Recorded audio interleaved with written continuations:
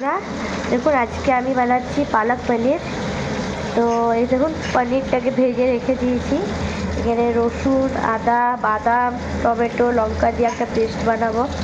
এদিকে পালং শাকটাকে গরম করতে দিয়েছি।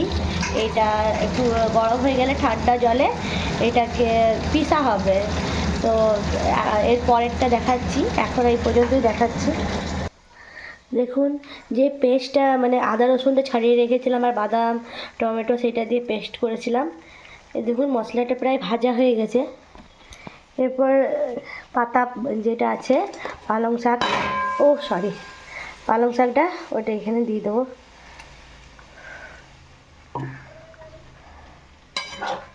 তারপরে একটু একটু করে নাড়তে থাকবো।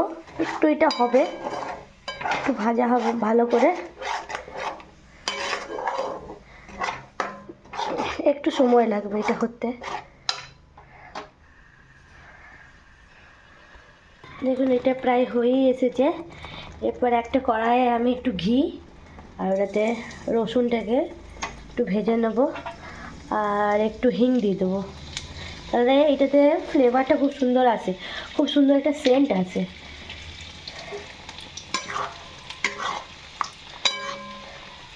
দেখুন পালক পনিরটা মোটামুটি আমার রেডি হয়ে গেছে।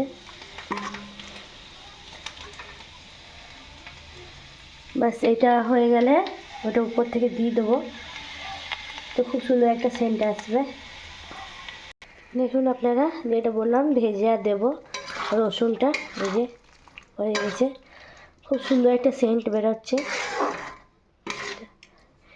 এবার খাওয়ার আগে, এখন তো খাবো না, পরে খাবো, খাওয়ার আগে একটু গরম করে আর একটু বাটার দিয়ে দেবো, তাহলে আরও সুন্দর লাগবে। এটা আমার পালক পনিরের রেসিপি। কার কার ভালো লাগলো জানাবেন অবশ্যই।